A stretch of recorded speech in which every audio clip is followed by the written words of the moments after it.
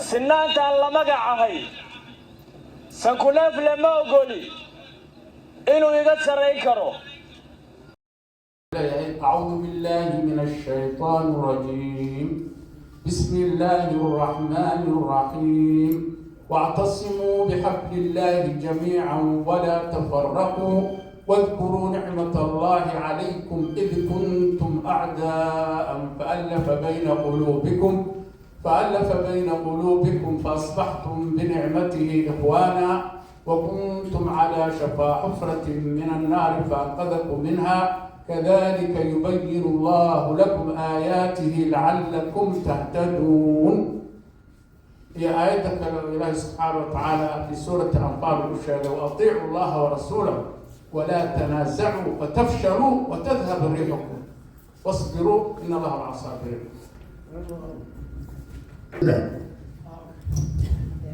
مناسبة كم يمكن مناسبة بدن عن رنتي السجون أنا عن سوء أرجعني مناسبة وحي كنت وانتهى كوي هراء كنت تنوى قضية أما واحتابنا الدمير كان وحن عاود السجون ودنيا ورنتي هودا صفيتين قبل وجيرو معنا سنين أي بريتها ولا بدن مش الجيران هو هشيس قدام الدولة إثيوبيا برايم مينستر كذا أبي أحمد وكلو قلي maamulka Somaliland ama maamulka waqtigiisa dhamaaday musubiixi oo runtii heshiis badan oo kala galay marka arrintaas intood ayaan caawa isugu nimid inaan waxa dameerkeena iyo dadnimadeena iyo dignitygeena aan ku muujino waa aragteen adduunka meel walba waxa in arrintan waxa si weyn looga bannaan baxay si weyn looga qaynayay markii haddii kale arrintan waxay nala tegaysaa meel aan meel ahayn in maamulka Somaliland uu yahay mid aan madax bannaanayn oo si sharciga waafaqsan u hoos yimaada dowladda jamhuuriyadda federaalka Soomaaliya isla markaana aysan cidna la geli karin wax heshiis ah haba yaraatee sidaas darteed waxaan ka soo horjeednaa kana dhiginaynaa heshiiska dowladda federaalka Itoobiya ay la saxiixatay maamulka Somaliland 1 bisha January maadaama uu si cad uga soo horjeedo xornimada qarannimada iyo midnimada ummadda Soomaaliyeed meel kasta oo ay ku nool yihiin heshiiskaas wuxuu kaloo si qayaxan liddi ugu yahay shuruucda caalamiga ah gaar ahaan xeerarka qaramada midoobay waxaan kaloo si aan mugdi ku jirin u taageeraynaa mowqifka adag iyo bayaanka heshiiskaas ku saabsan oo ay dowladda jamhuuriyadda federaalka Soomaaliya si qoraal ah ugu gudbisay dowladaha caalamka urur goboleedyada iyo qaramada midoobay waxaan halkan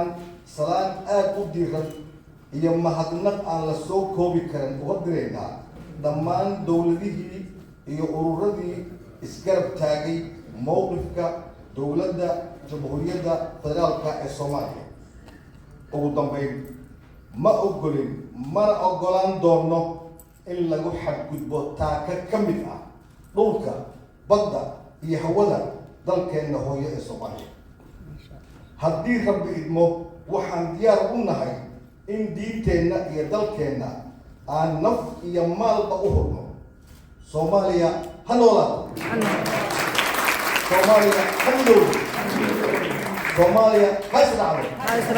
wabillahi tawfiiq. عليكم ورحمة الله وبركاته. هذا وعلى ونكسب بدن يا مرويين أو روح شرف وين يتهاي إن هالكن هذه كلاس وقرب قلو حفلة لغو دفاعية قرن ماذا شرفتا قبل ماذا دالك الصومالية والله صعتان إن ودك الصومالية إن دولت بقى وكتشري دباتوي فرقضل دباتوي كاسنا أدريمينو وجدوي كلاجلا هاي هايين in Soomaaliya la dhibaateeyo sidoo kalena aniga oo maaragtay magaca jaaliyadda Soomaaliyeed ee gobolka Ontario iyo Canada ku hadlaya waxa aan taabacsanahay oo aan taageerayaa war saxaafadeedkii jaaliyadda Soomaaliyeed ee halkan ay ugu soo bandhigeen caalamka taasoo ay muujiyeen in ay taageerayaan oo ay ka dhigayaan khaladaadka iyo shuruucda ay jibinayaan dowladda Itoobiya oo ah ku xadgudubka Charterka African Unionka iyo Charterka United Nations kaasoo qeexaya in la tixgeliyo la dhowro xorriyadda midnimada jiritaanka iyo madax banaanida dowladda Soomaaliyeed. waxaasaa la socotaanbaba dowladda Soomaaliyeed halgan dheer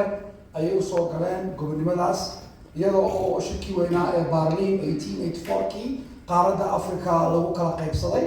kaasoo loo qaybiyey meelo wadamo kala gedisan. Soomaaliyana loo qaybiyey ugu yaraan ilaa iyo 5 qaybood kuwaasoo aad dareemayna maanta dhibaatada ummadda Soomaaliyeed ee ku nool geeska Afrika iyo Greater Horn of Africa ay dhibaatooyin fara badan ay ugu jiraan intii ka badbaaday markaas 1960 qarannimada iyo jiritaanka Soomaaliyeed haddana in la yiraahdo wadamo qaarkood ay dabada ka riixayaan sida waddanka Ingiriiska iyo United Arab Emirates iyo kuwo kale oo doonaya inay Soomaaliya burburiyaan. waxa aanu leenahay waanu ka soo horjeednaa waana diidanahay magacaygana waan ku darayaa inaan difaacno sharafta midnimada iyo jiritaanka dowladda Soomaaliyeed iyo jiritaanka ummadda Soomaaliyeed. waxaa markaa aan idinku boorinayaa jaaliyadda Soomaaliyeed ee gobolka Ontario in aad berito hadduu Ilaahay yidhaahdo aad telefoonka qaadataan oo aad wacdaan xildhibaanada wakiilada idinka xisbigay doonaanba ha ahaadaan oo aad tiraahdaan waxaanu doonaynaa inaad idinkuna magaciina aad ku dartaan aadna la hadashaan dowladdaas Ethiopia ee ku xadgudbaysa sharafta midnimada gobonimada ummadda Soomaaliyeed. markale waxaan leeyahay waan garab taaganahay waan taageerayaa baaqa jaaliyadda Soomaaliyeed ee adduunka maanta gobolkan Soomaali Canadianka ay u soo bandhigayaan iyagoo wada jira iyagoo taageersan difaaca midnimada iyo jiritaanka dowladda Soomaaliyeed. aad iyo aad baan ugu faraxsanahay Muuse iyo dhammaan madaxda Cabdullaahi Wall iyo jaaliyadda inta kaleba inaan maaragtay sharafii tahay caawa maaragtay banaanbaxan isu soo baxa lagu badbaadinayo lagu difaacayo gobonimada sharafta iyo midnimada Soomaaliyeed caawa in halkan kala soo qoro wax badan xaflado ka soo qayb galay kan laakiin waa mid maaragtay wixii dhig loo kacla ahaa oo Soomaalinimada dadnimada ummadeena awalba iska dayacneen iska dhibaataysan dhibaatooyin kuwaas ka waaweyn loogu yimid haddana nin maxaa dhahay harsan waay maadahay oo loo soo hargalay askii baabtiisa haysatay kusaaba loo yimid waa in salaamay Soomaali weynay waxaa naloo cunaayo ama badaheena iyo dhulalkeena iyo danaheena loo soo raadsanayo waxa waaye kisya week aan noqonay kaas Lion of Africa na dhihi jiray annagoo xataa dowladnimadeena aysan kubac yeelan aysan tarmin aysan weyneyn waxaa naloo baxshaday Lion of Africa. marka maanta lionki wuxuu noqday chicken of Africa. That's why everybody uu raadsanaa meel sanka ka soo gashto. Ethiopia damacaas ay doonayso inay dalkeena bad iyo beriba ku qabsato ku qaadato qaybo ka mid sida ay muujiyeen ama ka muuqatay memorandumkaas ama memorandum of understanding waxa la yiraahdo sida ka muuqatay ama dadkii saxiixay ama abi ha ahaado ama Muuse ha ahaado ay sheegeen waxay yiraahdaan oo sheegtaan in ayagoo inoo yareynayo si fiican raba inay noo ilooysiyaan iyagoo raba noo qariyaan 20 kilomitir. laakiin haddaad fiirisaan oo memorandumka inta la sheegay soo weli intiisa badan ay qarsoon tahay haddaad fiirisaan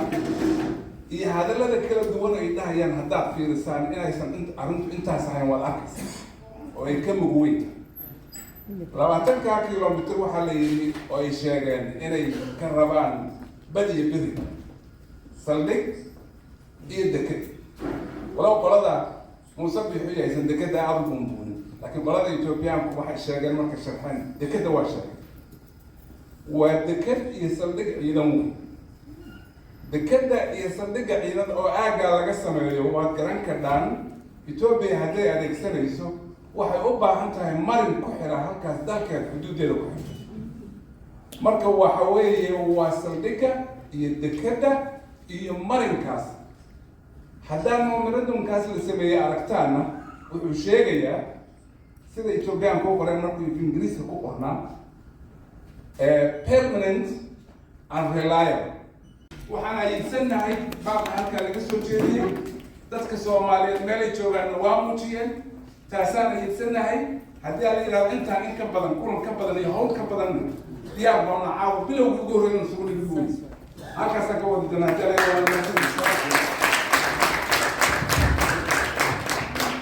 ما شاء الله ناسين لنا نور الشيخ عبد السلام dadka hadlaya liiska wax kooban maaha wax aan soo koobi karin maaha laakiin sabab qof dumar iyo amiir ayaa gabadha kaamirada haysa basra maxamed oo runtii ah weli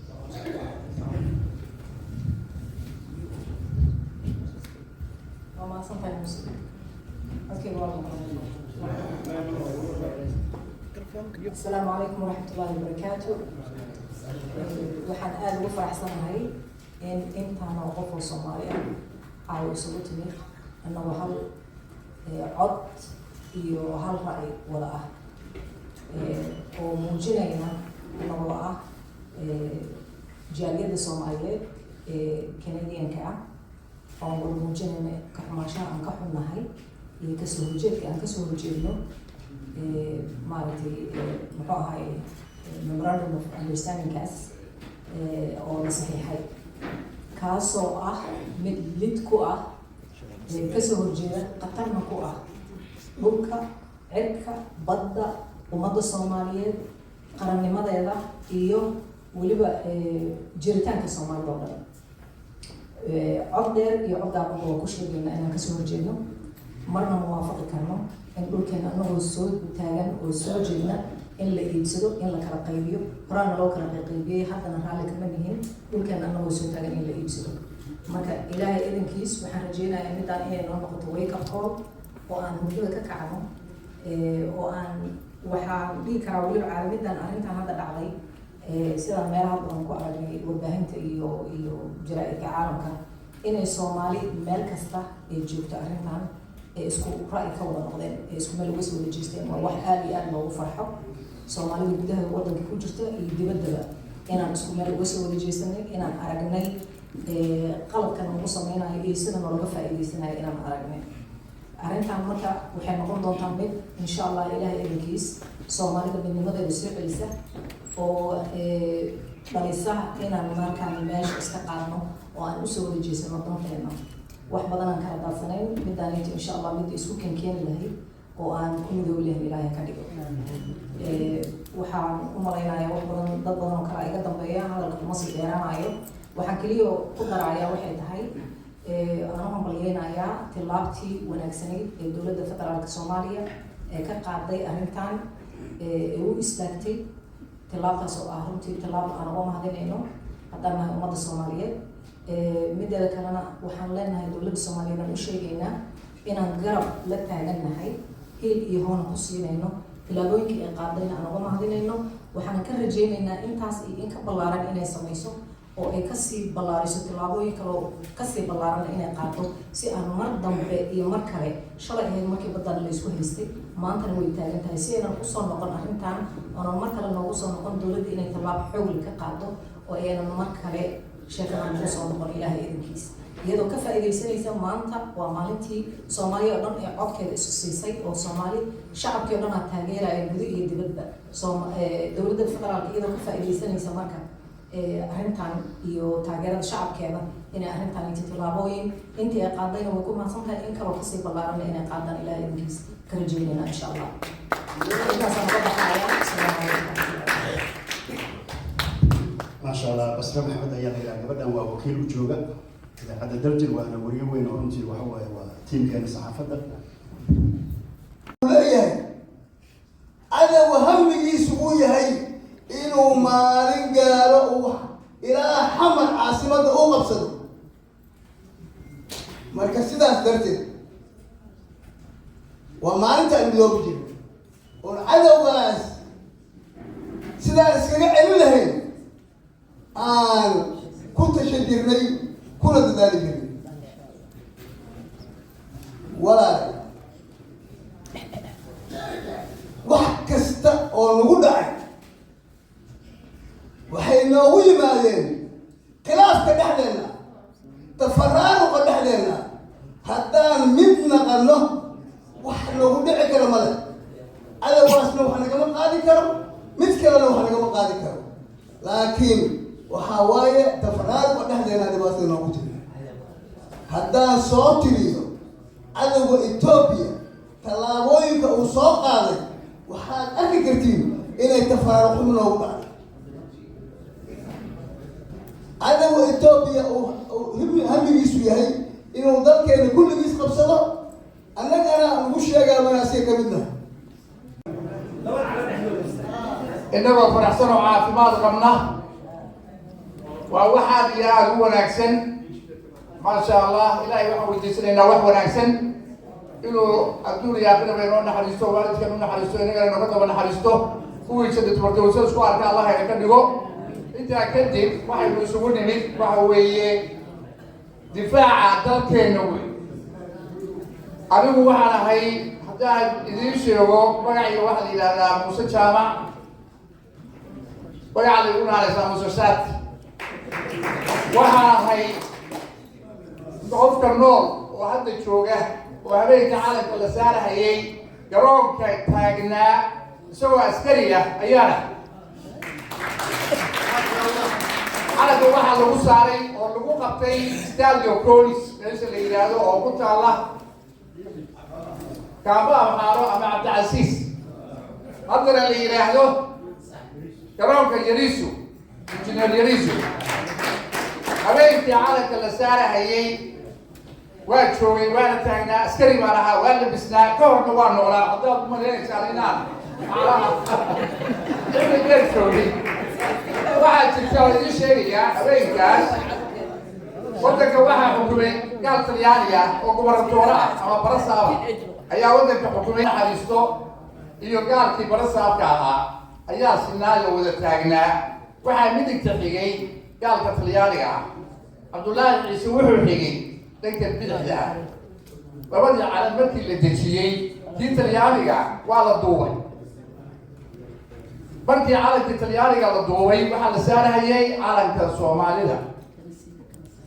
cabdullaahi ciise iyo gaalku way isbedeleen cabdullaahi ciise wuxuu maray midigta gaalkiina wuxuu maray bidixda sidaasaa lagu saaray horta calankii waxaa looga jeedaa anigu tan iyo waagaas askari baa ahaa halbana gabadhii hooyadeed uu yahay abtigiis uu yahay adeerkiisa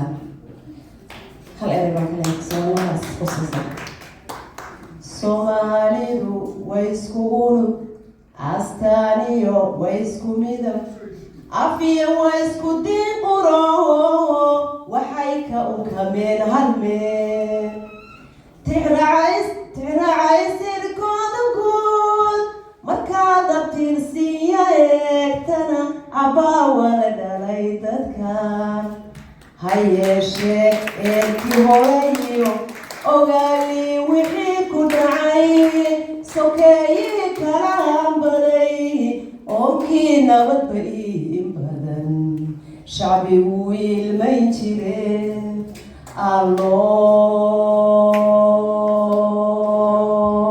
arligiyo dadkeeni kayel edaga nabadgelya dadkeennuna ehel dhammaan kuwu xaqa eebba tuso aamiin dadkeennuna ehel dhammaan kuwu xaqa eebba tuso waa idin salaamay dhammaan dowladda soomaaliya aad u salaamo aad baan ugu ageysanahay meesha ka hayaan annaguna waa la haynaa dowladdana markay kacdo kulli waa iswada raacayna soomaalina maaraweer meeshan joogno iyo waxaan nahay hal baan nahay yarkeena iyo weynkeena waxaan u taaganaa soomaalinimo soomaaliya ha noolaato soomaaliya ha noolaato soomaaliya ha noolaato dalka soomaaliyeed iyo dadka soomaaliyeed waxay u baahan yihiin inay dalkooda difaacaan qalbiyan wadaniyadii ayaa naga dhintay runtii awooriyaasheen aabayaasheen dalka iyagoo xor ah ayay noo keeneen calanka buluuga ana iyagaa noo keenay ilaahay ha wada naxariistaan leeyahay SYL bay wada ahaayeen rabbi subxaanahu watacaala ha u naxariisto dal xor ah ayay nooga tageen maanta jiilka soo socdan dooni mayno dal gumaysi haysta inaan kaga tagno wasalaamu calaykum waraxmatullaahi Soomaaliya la israaciyo